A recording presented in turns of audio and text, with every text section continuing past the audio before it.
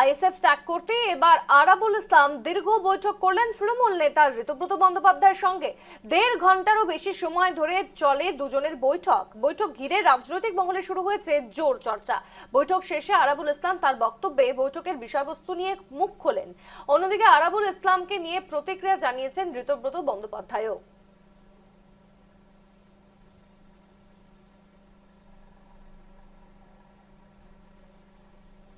সাধারণ মানুষের দুঃখ যন্ত্রণা এগুলো নিয়ে কথা হচ্ছিল, কথা চলতে থাকবে, টু বি কন্টিনিউ। মানে আরাবুলকে যোগদান করছেন, তিনি স্পষ্ট করে কিছু বললেন না, আপনি কি বলবেন? যোগদানের ব্যাপারে আমরা ও প্রাক্তন বিধায়ক আমাদের ঘরে এসেছিল, খৈরুল ভালো ছেলে, আলোচনা চলছে, দেখা যাক না। আমাদের মানে যোগদানটা ইম্পর্টেন্ট নয়। আরাবুল তো বলেছে সংবাদ মাধ্যমে, ডক্টর মমতা ব্যানার্জি তাকে 7 বার জেল খাটিয়েছেন। আজকে ওনার একটা ফেসবুক লাইভ আছে, উনি তো প্রেস কনফারেন্স করেন না, তো ফেসবুক লাইভ মানে মনোলগে আমি তোমায় অনুরোধ করবো কি একটা প্রশ্ন করার জন্য যে আরাবুল এই কথাটা বলছে কেন। আমরা ভাঙড়ের যে পরিস্থিতি, ভাঙড়ের সাধারণ মানুষ তারা শান্তিতে নেই, তারা নানান ধরনের সমস্যার মধ্যে রয়েছে। ভাঙড়ের সাধারণ মানুষকে নিয়ে আলোচনা হয়েছে, আলোচনা চলতে থাকবে, যা হবে বলতে পারবে। বেশ, অসংখ্য ধন্যবাদ। আপনাকে কালীঘাটে না গিয়ে ঋতব্রত বন্দ্যোপাধ্যায়ের ঘরে কেন দেখা গেল? কালীঘাটে কি করেছে?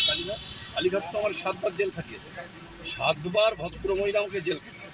আমি কারোর বিরুদ্ধে বলতে চাইছি না। চলো, কে কার কোথায় যাচ্ছেন এ ব্যাপারে আমি কোনো মন্তব্য করবো না, কিন্তু যারা যারা যাচ্ছেন তারা তার আগে অন্য কোথাও যাওয়ার চেষ্টা করেছেন কিনা এবং সেখানে প্রত্যাখ্যাত হয়েছেন কিনা সেগুলো একটু জেনে নিলে ভালো। আরাবুল ইসলাম কালীঘাট শিবির আসতে চেয়েছিলেন বলতে আমি কিচ্ছু বলতে চাই, প্রত্যাখ্যাত হয়েছে আরাবুল। আমি কিচ্ছু বলতে চাই।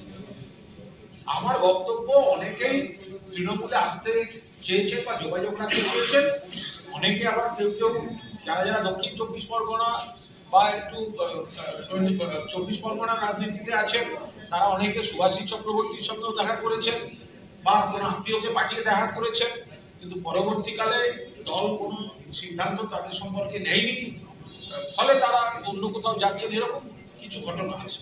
যদি কাউকে থাকতে হয়, তাকে যদি এটাই থাকতে না পারেন, আর একটা জায়গায় যদি ফিরতে না পারেন, কোথাও না কোথাও যদি থাকতে হয়, তাহলে এখন বালিশ শিবিরে যাওয়া। কালীঘাট তৃণমূলের দরজা কি বন্ধ আরাবুল ইসলামের জন্য?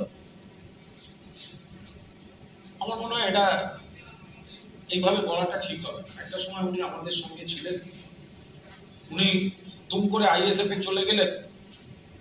ওনার যখন মনে হবে উনি আইএসএফ এ গেছেন, ওনার যখন মনে হবে উনি ফিরবেন, তৃণমূল কংগ্রেসটা এখন কিন্তু ঠিক সেভাবে চলবে না।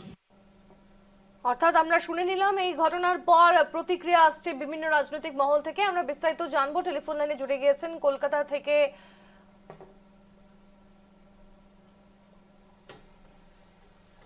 আমাদের প্রতিনিধির সঙ্গে আমরা কথা বলবো। তবে আপনাদের জানিয়ে রাখি, যেহেতু এই আরাবুল ইসলাম প্রথমে তিনি দীর্ঘদিন একেবারে সিপিআইএম এর জমানা থেকে তিনি সক্রিয়ভাবে রাজনীতিতে ছিলেন বাংলায়, তারপর তিনি তৃণমূলে দীর্ঘ বছর থাকেন, পরবর্তীতে নির্বাচনের প্রাককালে তিনি দল ত্যাগ করেন, আইএসএফ এ যোগদান করেন এবং আইএসএফ এ মাত্র 4 মাস হয়নি, এখনো পর্যন্ত 4 মাস হতে না হতেই নতুন সরকার এলো।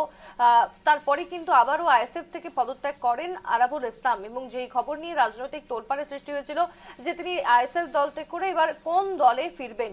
এবং আজ কিন্তু দেখা গিয়েছে ঋতব্রতপন্থী তৃণমূলের সঙ্গে বৈঠক করেছেন আরাবুল ইসলাম এবং তারপরে কিন্তু এবার জোর চর্চা শুরু হয়েছে যে তাহলে কি তিনি কালীঘাটপন্থী তৃণমূলে আর থাকছেন না, ঋতব্রত তৃণমূল পন্থীতেই থাকছেন, তা নিয়ে কিন্তু এবার রাজনৈতিক চর্চা তুঙ্গে।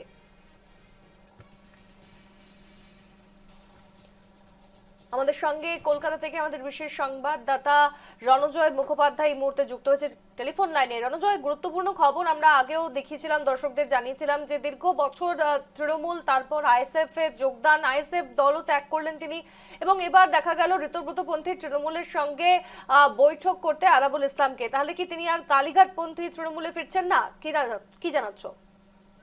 বিষয়টা কিন্তু বেশ চমৎকার বিষয়। তার কারণ হচ্ছে আমরা প্রথমেই আমরা দেখিয়েছিলাম নিউজ লাইভ বাংলায় যে আরাবুল ইসলাম তিনি আইএসএফ ছাড়লেন, আমরা দেখিয়েছিলাম এবং তারপরে আইএসএফ ছাড়ার পরে এটাও জানিয়েছিলাম যে আরাবুল ইসলামের কিন্তু রাজনৈতিক গতিপথ থেমে থাকবে না, আর তিনি কোথায় কোন পথের সন্ধান করবে সেটা সময় বলবে, সেটা জানিয়েছিলাম আমরা। এবং তার 48 ঘন্টার মধ্যেই আমরা আমাদের কাছে সূত্রের যে খবর আছে, তুমি যেটা বললে যে ঋতব্রত বন্দ্যোপাধ্যায় তৃণমূল ভালো তৃণমূলের সঙ্গে আজকে আরাবুল ইসলাম বিধানসভায় বৈঠক করেছেন। প্রায় ঘন্টা দেড়েকের মতো সময় বিরোধী দলনেতার ঘরে গিয়ে আরাবুল ইসলাম তিনি বৈঠক করেছেন এবং এই জায়গা থেকে আইএসএফ এর সঙ্গ ত্যাগ করবার পরে যে তৃণমূল কংগ্রেসে তার ডেস্টিনেশন হতে চলেছে সেটা বলাই যায়।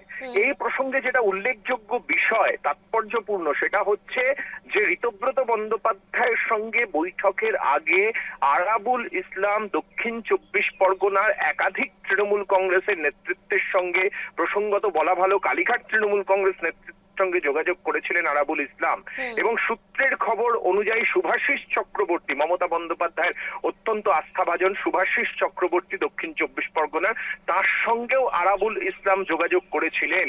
কিন্তু এখনো পর্যন্ত যা খবর রয়েছে সেখান থেকে সেরকম ভাবে কোন রকম গ্রিন সিগন্যাল তৎক্ষণাৎ আরাবুল ইসলাম পাননি এবং সেই জায়গা থেকেই কিন্তু আরাবুল ইসলাম তিনি বিধানসভায় বিরোধী দলনেতার সঙ্গে দেখা করতে এসেছেন, তাকে ফোন করেছিলেন, তার অ্যাপার্টমেন্ট চেয়েছিলেন এবং তারপরে ঘন্টা দেড়েকের মতো সময় আরাবুল ইসলাম ঋতব্রত বন্দ্যোপাধ্যায়ের সঙ্গে কথা বলেছেন। কিন্তু শুভাশিস চক্রবর্তী বা দক্ষিণ 24 পরগনার মমতা তৃণমূল কংগ্রেসের নেতৃত্বের সঙ্গে আরাবুল ইসলাম যোগাযোগ করেছিলেন এবং সেখান থেকে প্রয়োজনীয় সবুজ সংকেত না আসার কারণেই ঋতব্রত বন্দ্যোপাধ্যায়ের সঙ্গে আরাবুল ইসলামের এই বৈঠক।